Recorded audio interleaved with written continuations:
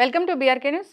ప్రస్తుతం మనతో పాటు ఉన్నారు జై భారత్ పార్టీ వ్యవస్థాపకులు, ఇక అంతేకాకుండా సిబిఐ మాజీ జేడీ లక్ష్మీనారాయణ గారు. వారితో స్పెషల్ చిట్ చాట్.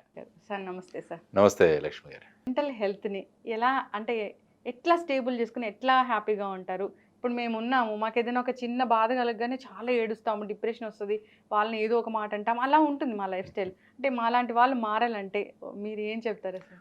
ఏం లేదు, మన పాజిటివ్ మైండ్ సెట్ని డెవలప్ చేసుకోవాలి. దానికోసం ఏంటంటే మన ధ్యాన ప్రాణాయామం అన్నవి చాలా ముఖ్యం మనకి. మనిషి ధ్యానము ప్రాణాయామం చేయగలిగితే ఏమవుతుందంటే మన ఆలోచన విధానాలన్నీ కూడా ఒక రేట్కి వస్తాయి. లేకుంటే మీరు అన్నట్టు ఏదైనా చిన్న విషయం జరిగినా దాని గురించి ఆందోళన చెందడం, డిప్రెషన్లోకి వెళ్ళిపోవడం, ఇవన్నీ కూడా జరగవు.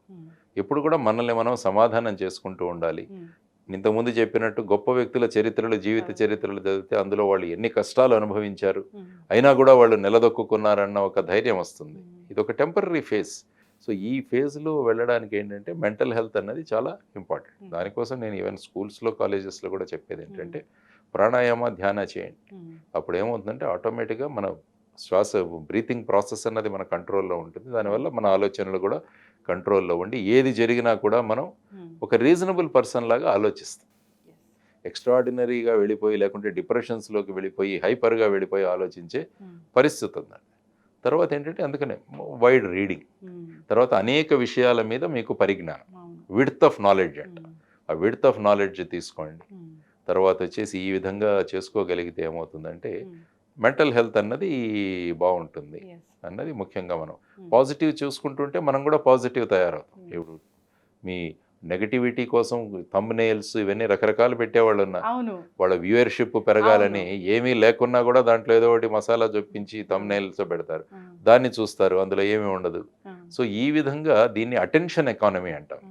కొత్త పదం అటెన్షన్ ఎకానమీ. అంటే ప్రజల అటెన్షన్ని, ఏకాగ్రతని మీరు ఎంత మీ దగ్గరికి గ్రాబ్ చేయగలిగితే మీరు అంత ఎకానమీ, మీకు అంత డబ్బులు వస్తాయండి. అందుకనే చూడండి ఇప్పుడు యూట్యూబ్లో కూడా ఆ థంబ్నెయిల్స్ ఎలా సెన్సేషనల్గా పెడతారో అందులో ఏమి ఉండదు అసలు. వెంటనే ప్రజలను చూసే విధంగా చేస్తారు. So they are grabbing the attention of the people. ఇవన్నీ కూడా ప్రజలు గమనించాలి. మనకి ఎంత కావాలి, ఎంత వద్దు అన్నది వాళ్ళు నిర్ధారించుకుంటే ఏమవుతుందంటే అప్పుడు మెంటల్ హెల్త్ సుఖంగా ఉంటుంది వాళ్ళకి. ఈ థంబ్నెయిల్స్ వీటిని అసలు ఆపే శక్తి, దమ్ము అసలు ఎవరికి లేదు సార్. దమ్ము అంటే ఏంటంటే ప్రభుత్వం ఎంతవరకు ఇందులో జోక్యం కల్పించుకోవాలన్నది కూడా ఒక విషయం. ఎందుకంటే సాధారణంగా న్యూస్ పేపర్లు కానీ, రెగ్యులర్ సినిమాలకైతే సెన్సార్ బోర్డులు కానీ, ప్రెస్ కౌన్సిల్ కానీ ఇవి ఉంటాయి. కానీ వీటికి సోషల్ మీడియా సందర్భంగా కంట్రోల్స్ అనేవి పెద్దగా లేవు. ప్రభుత్వం కూడా కొత్తగా చట్టం తెచ్చింది, మళ్ళీ దానిలో మార్పుల కోసం మళ్ళీ విత్డ్రా చేసి కొత్తగా చూస్తున్నారు. ఈ ఓటీటీ ప్లాట్ఫామ్స్, తర్వాత మిగతా ఈ సోషల్ మీడియా ప్లాట్ఫామ్స్ని ఏ విధంగా ఇప్పుడు ఏమంటున్నారంటే వాళ్ళే సెల్ఫ్ కంట్రోల్ చేసుకోవాలన్నది వాళ్ళది. మీరు చేస్తున్నారు కాబట్టి మీరే దీని మీద ఒక సూపర్విజన్ కానీ ఈ విధంగా తీసుకురావాలన్నది కూడా ఒక సంకల్పం. కానీ ఒకటేంటంటే వ్యక్తిగత స్వేచ్ఛ, మేము ఏదైనా మీరు ఏదైనా మాట్లాడచ్చు, కానీ మీరు ఎదుటి వ్యక్తి యొక్క డిగ్నిటీ, ఆనర్ ఇవన్నీ కూడా దానికి లోబడి మీరు మాట్లాడాలి. మీకు రాజ్యాంగంలో కూడా వ్యక్తి స్వాతంత్రం, వాక్ స్వాతంత్రం ఉంది, కానీ దానికి కూడా కొన్ని పరిమితులు ఉన్నాయి, దాని మీద కొన్ని రిస్ట్రిక్షన్స్ కూడా ఉన్నాయి. అది కాకుండా మేము ఏదైనా మాట్లాడతాము అంటే ఇది కూడా చాలా ప్రమాదకరమైన పరిస్థితి. ఇంతకుముందు గ్రౌండ్లో ఎవరైనా ఆడుతుంటే మనం చూసేవాళ్ళం, ఇప్పుడు ప్రేక్షకులు కూడా ఆడుతున్నారు. దానివల్ల టోటల్ కన్ఫ్యూషన్. సో ఆ విధమైన పరిస్థితిలో సోషల్ మీడియా వల్ల వచ్చింది. కాబట్టి ఎనీ టెక్నాలజికల్ డెవలప్మెంట్ మీరు తీసుకున్నా అందులో పాజిటివ్, నెగటివ్ ఉంటాయి. దాన్ని ఏ విధంగా ముందుకు తీసుకెళ్లాలన్నది ప్రభుత్వాలు ఆలోచించాలి. ఏదైనా ఒక ఛానల్ నిర్వహిస్తున్నా లేదా ఒక యూట్యూబ్లో మనం మాట్లాడుతున్న బాధ్యతగా ఉండాలి అంతే. ఖచ్చితంగా సార్, చాలా చక్కగా చెప్పారు. ఈ మధ్య మనం ఒక కేసు కూడా చూసాం, ఓటీటీలో చూసి భార్యని చంపేశాను అని మీర్పేట్ కేసు. సో అది చాలా దారుణమైన సంఘటన సార్. అంటే ఇంత హ్యుమానిటీ కూడా లేదా మనిషికి అన్నట్లు అనిపిస్తుంది. ఇటువంటి అసాంఘిక చర్యలు చేస్తున్న వాళ్ళే సినిమాలు ఇవన్నీ కూడా ముందుకెళ్తున్నాయి. మరి ఇలా అవుతుంటే ఎలాగండి సమాజం కూడా? ఎందుకంటే సినిమాలు ఏదో ఎంటర్టైన్మెంట్కి తీస్తున్నాం అంటారు, కానీ సినిమాల ప్రభావం ప్రజల ఆలోచన ధోరణి మీద కూడా చాలా ఎక్కువగా ఉంటుంది. కాబట్టి ప్రొడ్యూసర్లు, డైరెక్టర్లు అన్న వాళ్ళు చాలా బాధ్యతాయుతంగా తీయాలి సినిమాలు కూడా. ఎందుకంటే వాళ్ళ సినిమాల ప్రభావం ఒక తరాన్ని వాళ్ళు ఏ విధంగా వాళ్ళ మీద ప్రభావం చూపిస్తుంది అన్నది వాళ్లకు జ్ఞానం ఉంటే దాన్ని బట్టి చక్కని సందేశంలో ఉన్న విషయాలను మనం తీసుకురావాలి అన్న విధంగా ముందుకు వెళ్తారు. కానీ ఇప్పుడు చూస్తుంటే ప్రతిరోజు ఈ డిటీరియేషను ఇది చూస్తుంటే ఎక్కువ వైలెన్స్, ఇవన్నీ ఒకరినొకరు తిట్టుకోవడాలు, మాటలు మాట్లాడే విధానము, ఇవన్నీ కూడా ఇట్ ఈస్ నాట్ సొసైటీకి తగినట్టుగా ఉండట్లేదు. అవును. కాబట్టి అందరూ కూడా బాధ్యత వహించాలి. ప్రతి ఒక్కరు కూడా ఈ సమాజాన్ని ముందుకు తీసుకువెళ్ళాలన్న బాధ్యత ప్రతి ఒక్కరి మీద ఉంది. ఎస్. ఆ విధమైన బాధ్యతను వహించగలిగితే ఒక మంచి సమాజాన్ని మనం ఏర్పాటు చేయవచ్చు. మీ డైలీ రొటీన్ లైఫ్ ఎలా ఉంటుంది సార్? డైలీ రొటీన్ బాగానే ఉంటుంది. నేను మార్నింగ్ అరౌండ్ 4:35కి లేస్తాను. తర్వాత నా జనరల్ యోగా, తర్వాత ఈ ధ్యానము, తర్వాత ప్రాణాయామం ఇవి చేసుకుంటాను. తర్వాత మార్నింగ్ వాక్, తర్వాత ఇవి చేసుకుని ఉంటాను. తర్వాత ఇక నాకు ప్రోగ్రామ్స్ ఉంటాయి. మామూలుగా నాకు మెజారిటీ నేను రోజు నా యాక్టివిటీస్ తీసుకుంటే ఏదో ఒక స్కూల్కో కాలేజ్కో వెళ్తాను నేను. మా కలాం గారు చెప్పారు, భారతదేశ భవిష్యత్తు తరగతి గదుల్లో నిర్మాణం అవుతుంది. కాబట్టి యువతరాన్ని కనుక మనం మేల్కొలిపితే వాళ్ళు దేశానికి ఉపయోగపడతారని ఆ విధంగా వెళుతుంటాను. తర్వాత మాది ఒక ఫౌండేషన్ కూడా మేము రన్ చేస్తాం, జాయిన్ ఫర్ డెవలప్మెంట్ అని. వ్యవసాయంలోనూ గ్రామీణాభివృద్ధి, తర్వాత మహిళా సాధికారత, సో టెక్నాలజీ, ఈ విషయాల్లో మేము ముందుకు వెళ్తుంటాం. కాబట్టి ఆ యాక్టివిటీస్ కూడా కొన్ని ఉంటాయి. కొద్దిగా చదువుతూ ఉంటాను, ఏమైనా బుక్ రీడింగ్ ఇలాంటివి కూడా చేసుకుంటూ ఉంటాను. సో ఆ విధంగా చూసుకుంటే డైలీ బాగానే బిజీగానే గడిచిపోతుంది నా ధోరణి. అంటే ఫుడ్ హ్యాబిట్స్ అంటే ఎలా ఉంటాయి? ఫుడ్ హ్యాబిట్స్ నేను కొద్దిగా పరిమితంగానే తీసుకుంటాను. ఫుడ్ అనేది జనరల్గా 2 మీల్ దీంట్లోకి వెళ్తాను నేను. 2 మీల్స్, అందులో కూడా ఒక మీల్ ఎక్కువగా తీసుకొని మిగతా కొంచెం లైట్గా తీసుకుని, ఎందుకంటే బాడీ లైట్గా ఉండాలి.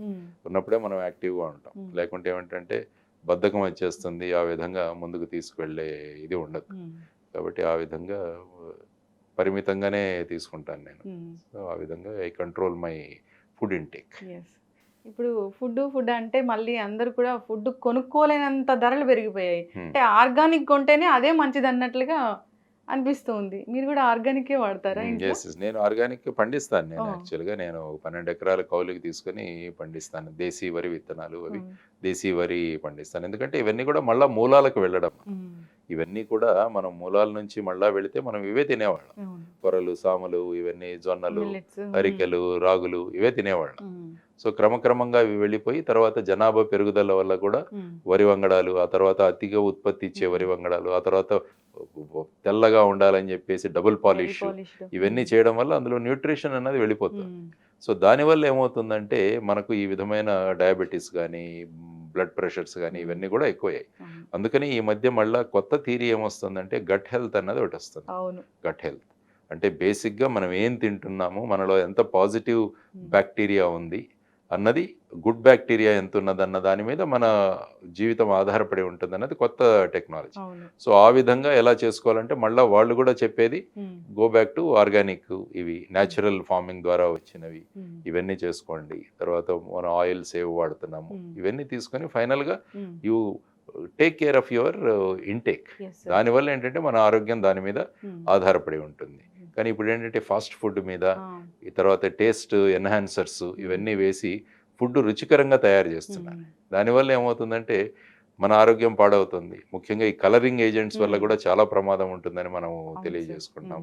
తర్వాత ఈ food habits, mid night biryani అని, 4 AM బిర్యానీ అని, ఇలా రకరకాలుగా కొత్త కొత్త ఫ్యాడ్లు వస్తున్నాయి. ఆ విధంగా సో అక్కడ హైజీను, హెల్త్ పక్కన పెట్టేసి టేస్ట్కే ప్రధానం అన్న ధోరణిలో వెళ్ళడం వల్ల ఏమవుతుందంటే అన్నీ కూడా మనం ఒక చేత్తో సంపాదిస్తున్నాం, ఇంకో చేత్తో అది హాస్పిటల్స్కి, డాక్టర్లకి, వీళ్ళకే ఖర్చు అయిపోతుంది. 500 రూపాయలు బిర్యానీ తింటే 5 లక్షలు బిల్ అవుతుంది. అంటే ఇప్పుడు ఎవరో మొన్న మోమోస్ అని తిన్నారు, ఒక ఆవిడ చనిపోయింది, చాలా మంది వాళ్ళు ఇదయ్యారు, హాస్పిటలైజ్ అయ్యారు వాళ్ళందరూ కూడా. సో మయోనైజ్ ఇది కూడా చాలా ఏముంది, మయోనైజ్ బ్యాన్ చేస్తామంటారు, బ్యాన్ చేస్తే దానికి వాల్యూ ఇంకా పెరుగుతుంది. సో ఈ విధమైన పరిస్థితులలో ప్రజల్లో ఆరోగ్య అలవాట్లు అన్నవి మనం మెయింటైన్ చేసుకుంటూ గనక వెళ్ళగలగాలి. ఖచ్చితంగా. ఎప్పుడైనా బయట ఫుడ్ తిన్నారా మీరు? ఎప్పుడైనా బయటికి వెళ్ళిన తింటుంటాం, కానీ మెజారిటీ ఇంట్లోనే. ఎందుకంటే టూర్లో ఉంటాను కాబట్టి వీలైన ప్రిఫరబుల్ ఎవరైనా ఇంట్లో కానీ అలాగనే నేను భోంచేస్తుంటాను. ఇంకా అనివార్య కారణాల వల్ల ఎక్కడైనా చేయాలనుకుంటే చేస్తాను, కానీ ఆ టైంలో కొంచెం సలాడ్స్ ఇట్లాంటివి ఎక్కువ తీసుకొని ఈ బయట ఈ ఫుడ్స్ తగ్గించే ప్రయత్నం చేస్తుంటాను. ఎక్కడ లేదు సార్, ఇప్పుడు హైదరాబాద్లో మాక్సిమం చాలా హోటల్స్లో రైడ్ జరిగింది. Hmm. అంటే దాని ఏమంటారో తెలియదు, రైడ్ అంటారో ఇంకేమంటారో తెలియదు. ఫుడ్ మంచిగా ఉందా లేదా అని ఫుడ్ చూడడానికి. అడల్టరేషన్, ఫుడ్ ఇన్స్పెక్టర్స్ వీళ్ళు చెక్ ఇన్స్పెక్టర్ వెళ్ళి చేస్తుంటారు. చెక్ చేస్తారు. అంటే అక్కడ కిచెన్ కండిషన్స్ ఆ. ఏంటి, వాళ్ళు ఎలా స్టోర్ చేస్తున్నారు, ఆ. కోల్డ్ స్టోరేజెస్లో చాలా చిత్రాలు వస్తుంటాయి, రోజు ఉమ్, పేపర్లో వస్తుంటాయి. అవును. అయినా కూడా మళ్ళీ మామూలుగానే ఇది జరుగుతుంటుంది. అవును. తర్వాత ఈ మధ్య స్విగ్గీ, జొమాటో ఇవి ఉమ్, రావడం వల్ల మనం వెళ్ళాల్సిన అవసరం లేదు, అక్కడి నుంచే మనం తెప్పించుకోవచ్చు. సో ఉమ్, ఈ విధంగా మనం ఇంట్లో వంట చేసుకోవాలన్న కాన్సెప్ట్స్ జనరల్గా ఇప్పుడు ముఖ్యంగా పట్టణ ప్రాంతాల్లో అవి దూరం అవుతున్నాయి. ఉమ్. సో ఎప్పుడో పండగకి ఇంట్లో చేసుకోవడం వంట, అలాగే ప్రతిరోజు బయట తినడం. అవును. ఆ విధంగా ఉందన్న చాలా మంది ఆరోగ్యాలు, ముఖ్యంగా యంగ్స్టర్స్ ఆరోగ్యాలు ఉమ్, చాలా దెబ్బతింటున్నాయి. అవును. బట్ వాటి గురించి ఆలోచించాలన్నది ఒకటి. ఎందుకంటే అల్టిమేట్లీ ఉమ్, మనం అంతా కూడా మన హెల్త్ మీదే మన భవిష్యత్తు ఆధారపడి ఉంటుంది. yes sir. సో అది మనం they should take lot of precaution. చాలా చక్కటి ఇన్ఫర్మేషన్ సార్. అవును. మీ విలువైన టైం నా కోసం ఇచ్చారు. Hmm. చాలా ఇయర్స్ తర్వాత నేను అవును. ఇంటర్వ్యూ చేయాలా అంటే బేసికల్గా నేను హెల్త్ వింగ్ లో అవును, మీరు ఎప్పుడు ఆ. హెల్త్ వీడియోస్ చేస్తుంటారు. Yes. అందువల్ల అక్కడ దాకా రాలేకపోయాను. మీ Yeah. Health Right. సీక్రెట్స్ అంటే ఒకటి తెలుసుకోవాలని ఫుల్ ఎపిసోడ్ చేయాలని అనుకున్నాను. Hmm. కానీ కొత్త పార్టీ ఒకటి ఉంది, దాని Hmm. అసలు ఎలా చేద్దాం, డెవలప్ ఒకసారి చేస్తుంది. చేద్దాం, ఎప్పుడైనా అది కూడా Yes. చేద్దాము. ఖచ్చితంగా సార్. చాలా చక్కటి ఇన్ఫర్మేషన్ అండి, చక్కటి ఇంటర్వ్యూ. సో నాకు మళ్ళీ మళ్ళీ మీరు ఇంటర్వ్యూస్ ఇస్తూనే ఉండాలి. షూర్. యా, ధన్యవాదాలు థ్యాంక్ సార్. యూ. నమస్తే. Thank you.